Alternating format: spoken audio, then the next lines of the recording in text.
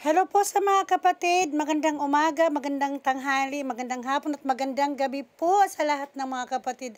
Saang dako man ng daigdig kayo po naroon, ay ingat po tayong lahat mga kapatid. Ayan po, share ko lang po ang aming ginawa kanina sa pagdadalaw ng ating mga kapatid na minsan nakakalimot, may nanlalamig, at mayroon naman silang mga dahilan pero kailangan nating alamin kung ano po ang nangyari at nang kahit papano ay mapayuhan at matulungan sila at maipanalangin sila kung ano man ang mga problemang nangyayari sa buhay nila ngayon. At kahit sinong mga kapatid, at ayan, nagpapaalala lang po. Ayan, maraming salamat. Good day po sa lahat at ingat po tayong lahat.